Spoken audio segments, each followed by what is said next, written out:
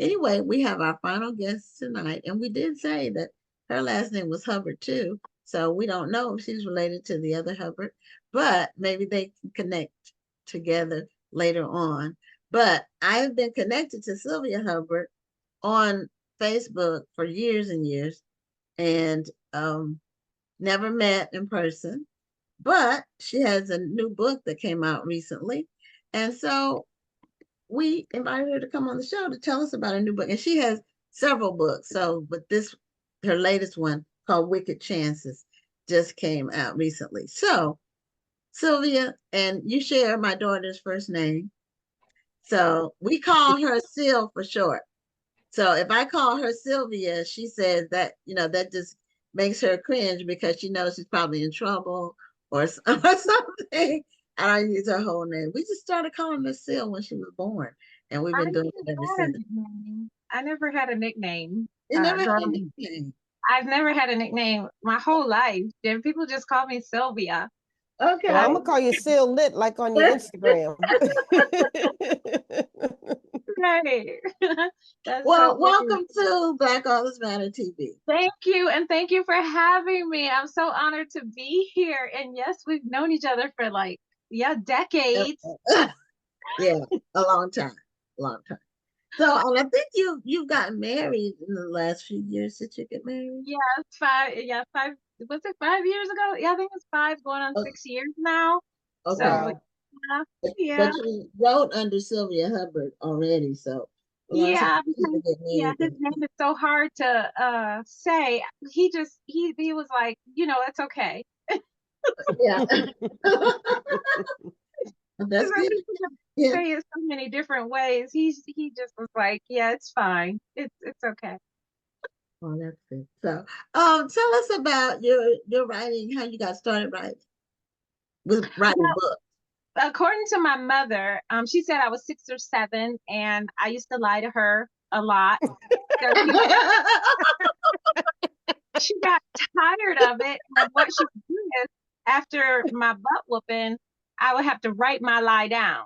So then after I wrote my lie down, I would tell her again what I wrote down, and I would get another butt whooping.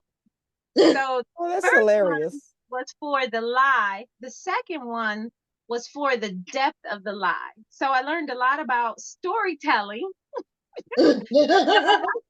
I learned a lot about humans and how we relate to people, because it's not the lie that hurts us, is how much attention It's and the time we put, disrespect.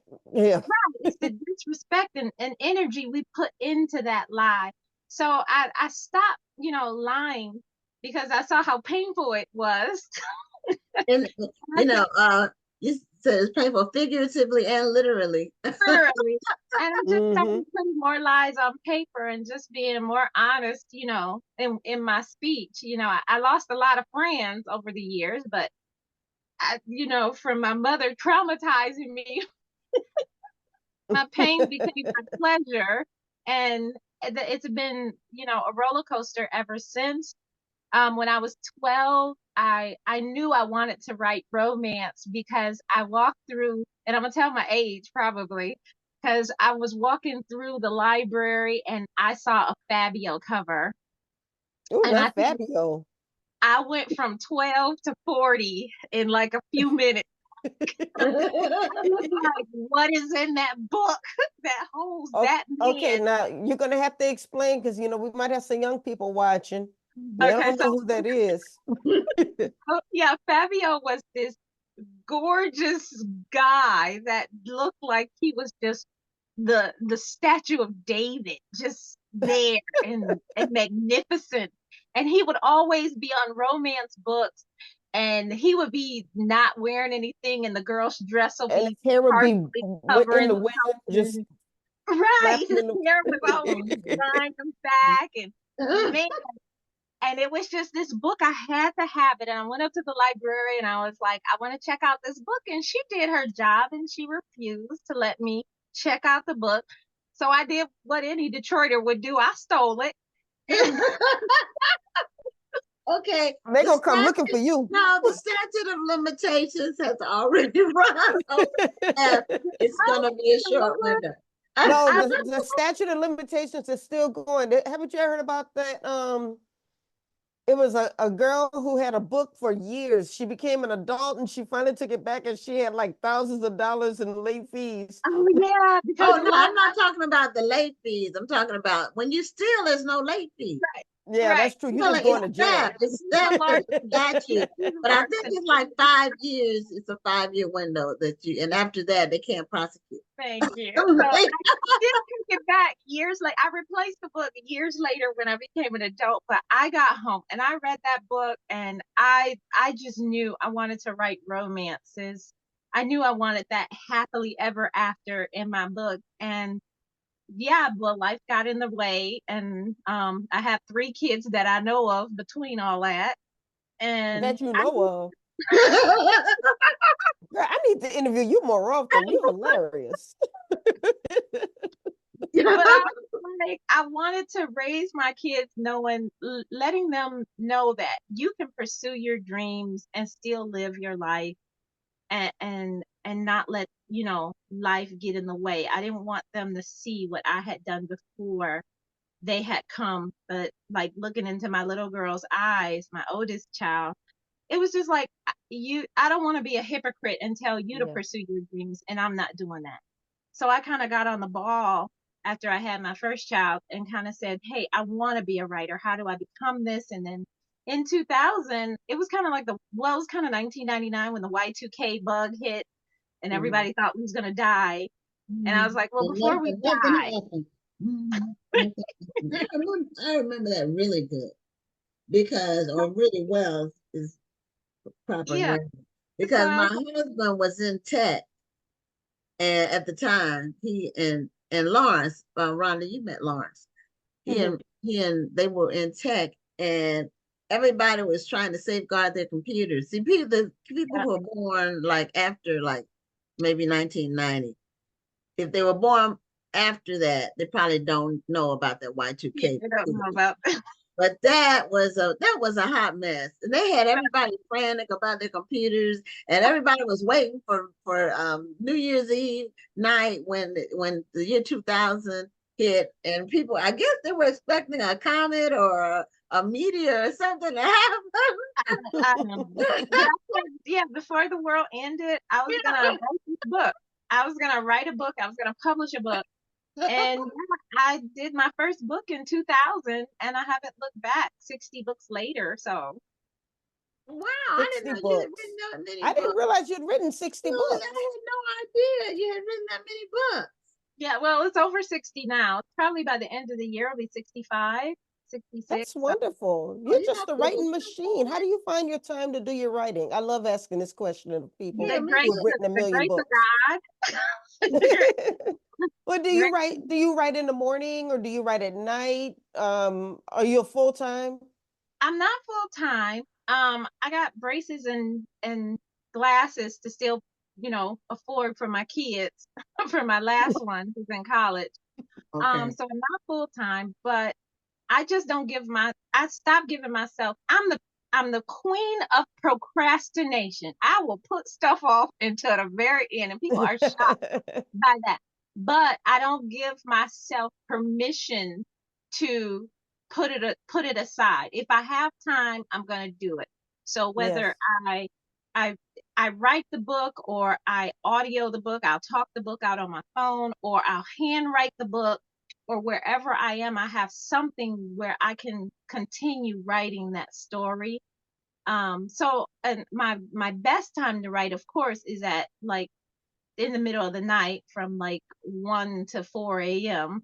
But I usually like throughout the day, I tell myself if I can get 10 minutes at least 3 times a day, I can at least get about 500 to almost 2,000 words a day on paper and then Mhm. go from there.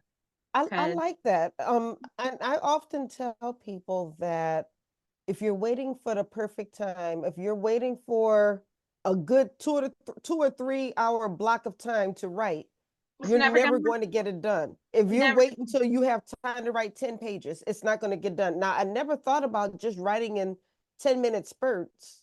I don't know. I'm almost guilty because I at least want to have about an hour, but You can get Well, a I lot of fool writing done in myself 10 into minutes. saying 10 minutes. So 10 minutes is kind of like just a set time.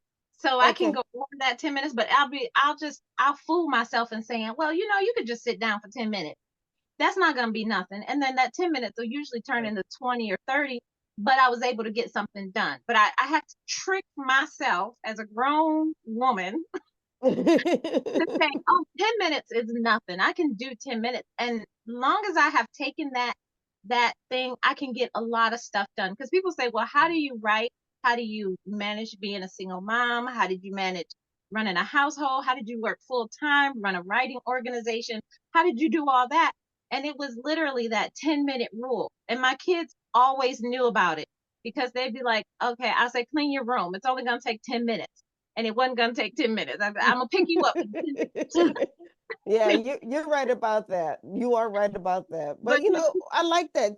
Sometimes you do have to trick yourself because yeah, if you're, like I said, if you're waiting for those perfect conditions, they're it'll not never going to come. happen. It never come. And I just believe like you after 16, you get into the mindset of I'm grown. And you get so grown that you outgrown yourself. Like you'll tell yourself, I am gonna write that book, and then be like, ooh, Grey's Anatomy. Let's go do that. Like, but I'm grown, I can do that, but then you end up not having a parent over you. Once you have no parent over you, you then start to think that I can do anything, but you get nothing done. Right, right. And that's what I had to do, is tell myself, I need to be a parent over myself, over that little child in me that has to get stuff done. So if I say I'm going to do 10 minutes before I watch Grey's Anatomy, I need to hurry up and get my 10 minutes in, and that's the Yes. reward to Okay. it. Okay. And that's how I have figured out how to do a lot of stuff in 24 hours.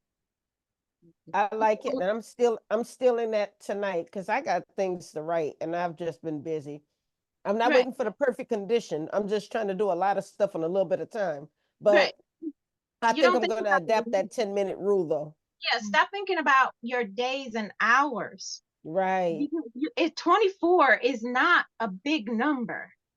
And It's then you not. But have to sleep. You know, you have to work right, and other things. but I like that idea too, because a lot of times if you say, well, I'm going to spend 2 hours, then you might end up spending half of that time sitting at the computer trying to scroll. force an idea. Right, Right. In the 10 minutes, you probably had time, you have probably been thinking about it throughout the day or something. Then by the time you sit down and just make you're it ready. go, Right, you it's right there. yeah, it's right Mm-hmm. there. And you're not It's right. sitting there like frozen, waiting on an idea to come. That's a hard thing when you write. That when you're at nothing's coming. Well, Nothing, I you're I sitting there. often tell people that when you sit down and write and nothing's coming, sometimes that might be the time that I take to do some research. Yeah, If I'm right, even if it's a fiction story, you still need to do research. right. Maybe you need to research the city where your characters live. Or their Maybe you job need to research exactly your character's job. description, Okay. Yeah. If what your character's a where they live. photographer, look, Yeah, if your character's a photographer, they're probably very choosy about the type of camera that they're using. So you right. can't have them with a little point and shoot or trying to take phone photos when when they take it seriously and they're probably using Canon or Nikon, no endorsement intended. Right. Even if you Yeah. say you're a plant lover, like what type of plants do they have in their house? Because I take that seriously when Yeah. I'm reading a book and they say they're a cat, they got a cat, and then they fall in love. Who feeding that cat while you in Paris? You ain't telling me. I'm calling Peter on this You just author left the cat to because fend you on have its left own, huh? him alone. We we don't hear nothing we have about the a cat. no We have more. a cat. So my daughter Sylvia has had a cat since she was 9. And the one she had from 9 to the first one she had her for 15 years and she died. That was a very heartbreaking Yeah. day. But you never Um, hear about the cat no more. And you're like, well, what happened? You was a cat lover. And they don't even get into what the cat was. What is a Maine Coon? Was it a tabby or orange? I need to know these Oh, yeah, details. you're right. I don't, you know what? In neither of my novels do I have an animal. I just, you made me think about that. The only animals mentioned were dead ones. But no, it was in my first book. It was describing a scene where the person, in order to frighten or intimidate this woman, he left the carcass of a dead cat on her porch. Oh That's the wow. only time I've ever mentioned an animal But in I one of. still want to know what type of cat was it. I'm just nosy like No, that. if it's a carcass, it's a carcass, so it Nosy. doesn't matter. I'm But I'm from yeah, I Detroit. don't. We try to look out the window and see all the details. We just I ain't going out there, but I know what happened, girl. Oh my But Well, goodness. yeah, you have an active imagination, which is very important in writing fiction. And I yeah, guess it was revealed early on by your mother making she, you write those she stories about nurtured it, teaching. and yeah, so I started just writing books, not as even as an escapism, but because I really enjoyed it, and I knew I needed a supplemental income because of my kids. Unfortunately, the government said you got to feed them, and so I had to find a way to, make sure I had a secondary income because I couldn't afford to take on another job of the job I Mm, was already doing. okay. So, And when I that's saw something you that, can do at home. yeah, and it Writing was can something be I could do at home. available. And at the time, they were in 2000, they were 5, 6, and 1. And I had got a divorce. I needed a supplemental income. And I was like, well, I just need $100 extra every month. And if I could just sell 10 to 20 books, I'm good. So that 10 to 20 books turned into 100, then 1,000, and then it just started exploding. The more books I wrote, the more books I sold, and the stories just kept coming. I say I'm bad on paper, so I can be good in life. I just got a lot of bad stuff to write about. I so I just keep writing, and that's where this book, Wicked Chances, actually came from because I had suffered a fire in 2013, Mhm. and that was the worst year of like my life, where we were homeless, we were squatting in a house. Wow. um that was when the government was shutting down, so I could hardly get aid. The city was going bankrupt, Detroit was going bankrupt, so I had got laid off. And after the fire, I knew I had 68 cents in my account. Mm, I was like broke. I was under the bucket broke. I wasn't even in the bucket. I was under the bucket broke. mm, And I wanted to get a lot of that frustration about my situation and about the worry of being a good mom to my kids when I could barely afford a bag of rice. And that's where this book, Wicked Chances, came from, is the frustration of being a single mom. And what do you do in that situation? I mean, for me, I wasn't being chased by the police and by a, a, a loan shark to kill me, but but as still in the book, a lot of times the mother frustration came to the forefront, and how we struggle as single moms in our mm. pursuit to do whatever we have to do in order for Right. our kids to be okay, and what sacrifices we're willing to make for them. So when I came up with this concept, and I wanted to try to do a forced marriage in the 21st century, because that's so hard to do. You can do it in historical times where the dad Yeah. just sends the daughter Yeah. away. Mhm. Well, I was like, well, what'll happen? How can you work a believable forced marriage? And she got with a friend who put property in her name to hide the property. Well, this real estate mogul wanted his hands on this property without anybody knowing, so he forced her to marry him, or he would turn her over to the police or the loan sharks and then give her kids over to them too. So she ended up being forced to marry him, and he had a lot of idiosyncrasies that were just horrible from his background. He was a horrible person, but he had a deep background. He was abused as a child. And so they had a lot of overcoming to do together. So this was like a really kind of nice tie-in for me to get that frustration off, but to also see the depth of what a lot of men don't talk about, and things that happen to them. So it was kind of like a coming together of two people who had a lot of stuff going on in their lives, and they found their yin to their yang. So that's what. Okay, do you have a copy of your book? Oh yeah, I have. So you can show the cover. Put it closer to the camera so we can Oh, see it. Okay, all right. Okay, Now, we is can this chance us. interracial? Is this a this is interracial, interracial and romance? Blair just happens to be, she's a mixed Muslim black person, so that's why she was turned away by her family.